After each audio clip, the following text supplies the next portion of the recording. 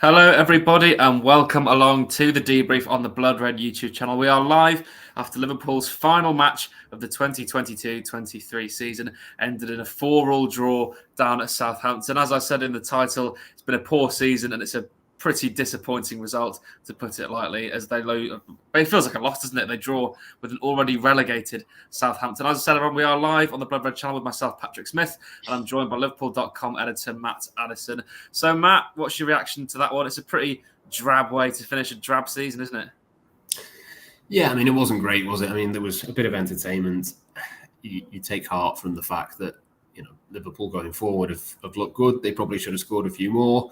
It's a bit of a shame that Mohamed Salah didn't manage to get one more and end the season on 20 in the league. But, I really think there's enough there to be positive going into next season. But equally, there's a lot there that needs to be improved. And, I think you'd look at some of the goals conceded. You look at the way that Liverpool defended at certain times. It was kind of the season in one game almost. I know there was, a few players who were missing who maybe could have made a difference, but even when Virgil van Dijk has been there, it's often been Addison that's had to bail the defence out, or Jordan Henderson's given away a daft one, and Firmino hasn't exactly covered himself in glory today as well. So there's a few issues, I think, in front. Maybe with Addison it's a little bit different. I don't think Keller had the best game. I know he's come in from the blue, possibly could be his last game. I suspect that if Liverpool can keep him, they'll do as much as they can to do that. But yeah, it was a little bit frustrating in the sense that at 2-0 up, you think this could be 6 or 7, and then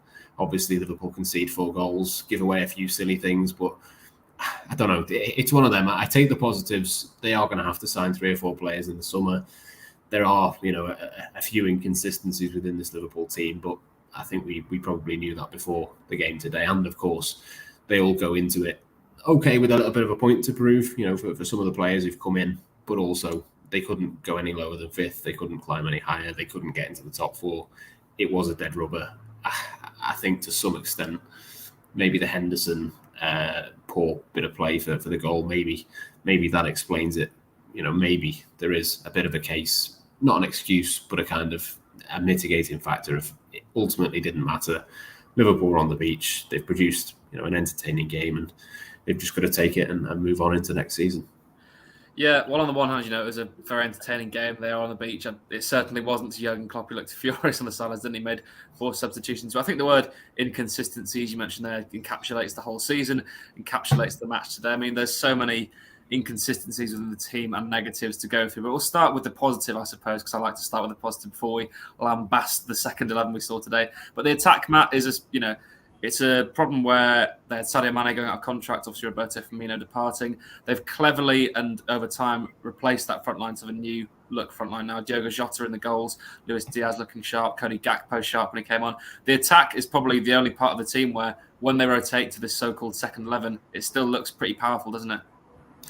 Yeah, it's really promising, isn't it? I just put a tweet out then. Tom Beattie has done our player ratings, and Diogo Jota was the top player, and I think that's fair. There weren't too many players who stood out, but obviously gets the 2 goals. The first one, I think I would have scored that one, but you've got to be in the right place, and he is so often in the right place to score the opener. So I just wonder how different this season could have been if him and Luis Diaz as well, of course, as well. But, they've both had extended periods on the sideline. You've got to hope that next season that's not the case. Obviously, Firmino won't be there, but there is, real depth and real quality in the attack for Liverpool. And I think that's, a really, really positive sign. It's a really good start. If you can start to score goals, obviously the defence needs to improve, and you can't score 4 goals and pick up a point that's not acceptable. And obviously we know that. But I think for Liverpool next season, Salah definitely is in the first choice 3, but then the others, I think there is, a little bit of a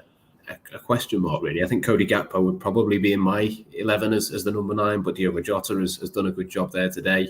Obviously, Darwin Núñez wasn't even in the squad. Not quite sure why that was, possibly a little bit of a recurrence of the injury that he's had recently. And obviously, Luis Diaz is excellent as well, and as you say, was very, very sharp. So I think between all of those options, I think each of them is a potential 20-goal a season player. I think when you've got that sort of quality in the front line, you'll be able to rotate it. You've got different options. it's not the case of this is the three that they're going with, as it was with Firmino, Mane, and Salah. That was undoubtedly the three every single week. I think opponents are going to have to keep guessing now in terms of what Liverpool do. You can maybe switch it up and go with four of them at certain times. I think we probably will see that when they're all fit and firing. And I just think that's what they should have done with the midfield. What they've done there is get the players in early, bed them in, and then lose the players afterwards in the midfield. It's kind of been the other way around, and it's not quite happened.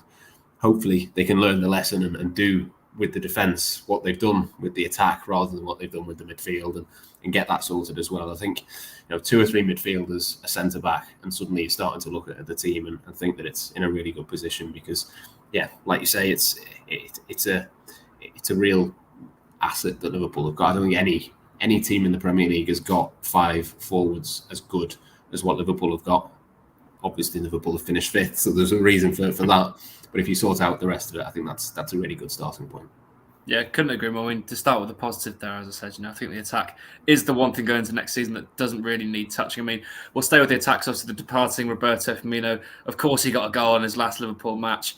Very emotional farewell from him today. Nice to see the Southampton fans giving him a standing ovation as well from all 4 corners of the stadium. His goals might actually be a huge miss next season, though, Matt, mightn't they? I mean, he's had some important ones this season for Liverpool. I'm not sure how many he's on for the season, but it's certainly well into double figures, isn't it? I mean, they are going to miss his goals off the bench, aren't they, specifically?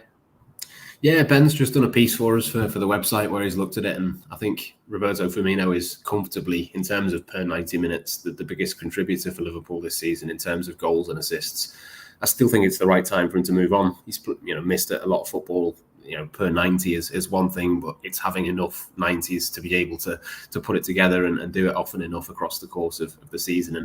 And we've seen that for the last 2 seasons. Really, he's missed far too much football to be able to keep him around as essentially the 6th choice option. So I think it is the right time. They will miss him in a certain degree, but I think Cody Gakpo has done more than enough to convince me that he is the kind of Firmino 2.0, and I think we will see that continue next season. Again, like I said before, it's going to be interesting to see how they kind of fit that thing, sort of that position in with Núñez and Jota being completely different players. But yeah, Firmino will be a huge miss. He leaves as a Liverpool legend. I'm delighted that he got the goal. He's obviously got the goal in the Anfield game and then this one again. Neither of those games have been wins, but I think that was an important thing. I think for the memories of the Liverpool fans that travelled down there today, I'm sure they would have enjoyed the afternoon. And it was just a really typical Firmino goal as well, wasn't it? It was really nice play from Trent, Fabinho to play it into him. Then a couple of dummies, and he waits for the right time to unleash the shot. And yeah, I will certainly miss that kind of player within the Liverpool team, but there's more than enough quality to be able to overtake him. And yeah, there's so much been said about him over the last couple of weeks. You got to the point where you can't really say too much new about him. He will be a big miss for Liverpool, but I equally think it's the right time to be ruthless and move him on. And it will be interesting to see where he goes. There's a decent chance, I think, that he'll be in the Champions League next season and Liverpool won't. So it's not all doom and gloom for him. He will get a very good move, I think, wherever that is. I know Real Madrid have been linked today. There's definitely interest in Italy. I think that could suit him really nicely. But yeah, he leaves with as much well-wishing as possible. Him and James Milner as well, who I'm sure will come to have got absolute legendary status at Liverpool. They will be big losses, but I do think it's the right time to move them on. Yeah, absolutely. It's going to be strange, starting a Liverpool season next year without Roberto Firmino anywhere near the line. Take some getting used to, I think, but the attack is more than in safe hands. But as you lovely dovetail to there, Matt, with James Milner, let's talk about the Liverpool midfield today, shall we? I mean, James Milner's been an amazing servant for Liverpool, hasn't he? Fantastic player, fantastic professional. But today just showed that a 37-year-old James Milner starting in the midfield in the Premier League is costly, and that rebuild is really needed in the midfield, isn't it, Matt? How many players do you think they need now? We know they need a couple of players for maybe the starting 11, but do you think they maybe need some players for that second 11 like we've seen today, because they're going to be on all fronts again next season? They're going to need a much stronger squad, aren't they, for those competitions?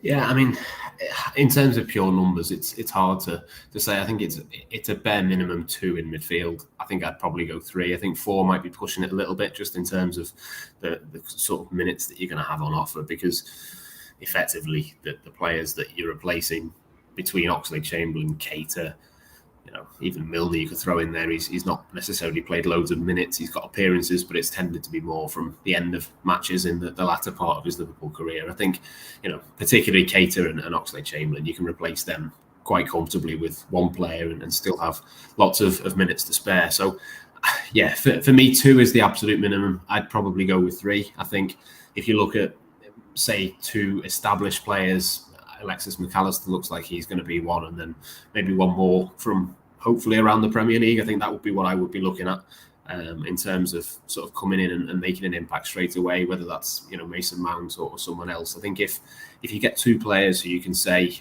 with reasonable certainty that they could start the season in the midfield, first game of next season, you've got maybe Fabinho and 2 others in front of him. I think that's got to be the bare minimum. But then, beyond that, you're probably looking at a third one as a kind of depth option, maybe one for the future. Romeo Lavia wasn't particularly brilliant today, but I do think he is a good player. I'd probably take him. He's got his first Liverpool assist already. I'd probably take James Ward-Prowse, to be honest with you. I think he is an excellent player for that kind of thing. Obviously, comes with loads of perks, not least the fact that he ticks the homegrown box, which is useful. I think you can see him playing the Trent role. He can definitely play the kind of Milner versatility type thing. He can become, a player that Liverpool use sparingly. I think that would certainly be one that I would personally like to see happen. But yeah, I think 2 minimum, hopefully a third one. And for me as well, it's an absolute certainty that they've got to get a defender, because I don't know whether we've got time to go into it in that much depth, but Joe Gomez in particular was really poor today. And I just think between him and Matip, it's just not been a convincing season. So yeah, I think that's what I would like to see. An ideal summer for me really is the forwards are done and that's sorted. 3 midfielders, a centre half, and keep Kelleher, and don't have to do anything with the goalkeeper. I think that would basically be the dream summer for me. Yeah, I'm definitely in agreement there. I think James Ward-Prowse is a great little shout in that Trent. I mean, imagine a midfield of Trent dropping into it, Thiago and James Ward-Prowse, and especially in Europe, that could really cause some damage. But yeah, I think the thing there, with the midfield is if they sign a couple of first team starters in the summer, that'll then push maybe a Harvey Elliott, a Jordan Henderson into the rotation role, which I think will suit Liverpool. They can happily play in the Europa League, and then you can bring in the big guns, as I say, for the Premier League matches. But I think we have got time for the defence, Matt. We'll quickly touch on it because I think that's the main talking point from today, how poor the defence was. Now, Joel Matip, a player I'm a huge fan of, he was my player of the season, actually, last season. But in 2023 and 2024, should Liverpool be playing Kostas Tsimikas, Joel Matip and Joe Gomez? Matt, what's your thoughts on that? Because they were very poor today, weren't they? They really struggled against an already relegated Southampton. Do you think they need replacing for next year? I don't think you can replace them all in one summer. I don't think it's an issue as well to have maybe one of those players in the team. It wouldn't, if you had Robertson, Van Dijk, Gomez and Trent, that's not the worst, back four against most teams. The issue for me is that, maybe for the Europa League next season, if you're going to play a couple of those, it becomes a little bit more difficult for you. I just think Liverpool have got to be a little bit more proactive. They don't necessarily 100% need a new centre-back this season in terms of the numbers, but then it's going back to what I said before, it's the same situation as the midfield last summer. They had enough numbers.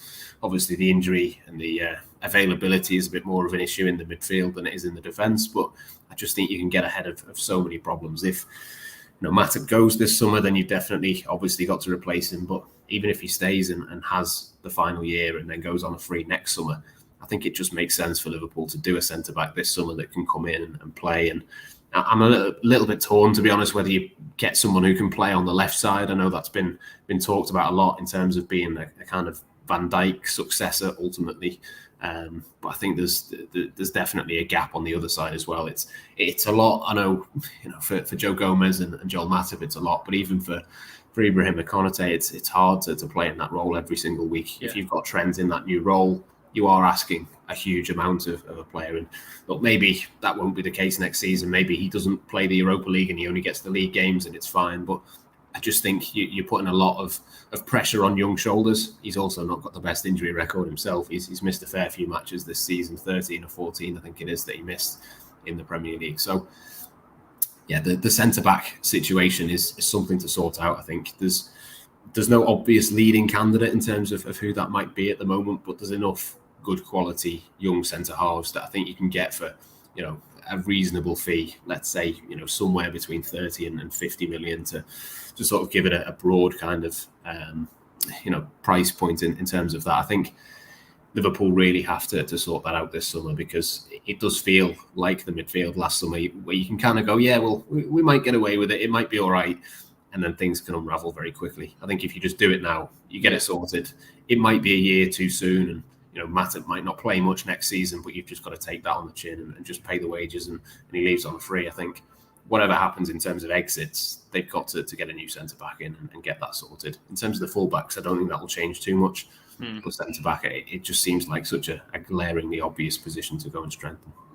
Yeah, maybe I'm being slightly harsh on Kostas Tsimikas, because he's always been pretty solid, and he's good in Europe as well with the, often slower pace, say, of European teams. But Joe Gomez, I think he's had those injuries in both knees. He's had a big ankle injury. He's just not the same player he was, 4 years ago, let's say. Sad to say. But yeah, I think I'm right with you, Matt. I'd sign a left-sided centre-back. I'd go for maybe a Mickey van der Ven, a Gonzalo Inacio, nice quick player who can rotate with Van Dijk. And then, it depends if you can sell Matip or Gomez, to be honest. I think if an offer comes in for him, I'd maybe be looking to ship them on and then bring another young player in who can play on the right side, as well as a player who can play on the left side. And then, as you say, phase in that Van Dijk replacement ultimately, because he is getting older and he's going to need some help out next season with all those minutes, I think, is the thing. I do think as well, though, I mean, I know that there's a couple of comments there saying that, there's loads of things for Liverpool to do in the summer, but I really think in terms of purely the starting 11, if you get a new centre-half in who can challenge the two who are your first choice, you get one or two midfielders in, suddenly the team looks completely different. Yeah. It is a lot to do in the summer, but it's also not way too much in terms of it being insurmountable. For Liverpool next season, it wouldn't shock me at all if they were in a title race, if they get this summer right. It's just a case of getting 3-4 players who can come in and hit the ground running and do that. And I think Liverpool will be right back up there. Yeah, they really need that competition for places. And something you often forget about is, Van Dijk's the only left-sided centre-half, and they are different positions. Whereas, Gomez, Matip and Canate all prefer playing on the right-hand side. That's why I think getting someone who's comfortable on the left side is so important. But we'll leave it there. There's plenty of talking points today then as Liverpool end the season in very typical fashion. So many things we've seen this year: a sluggish midfield, poor defensive displays, but the attack is still firing strong. Hopeful signs for next season then, shall we say, if they can sort that midfield and the defence. There'll be plenty of content to come from Blood Red over the summer, everyone, so don't worry. We'll keep you up to date with all the transfer news, rumours and everything going on with Liverpool FC. But for now, from myself, Patrick Smith and Matt Addison, as for the debrief, we'll catch you again next season in August for this show. So we'll see you then.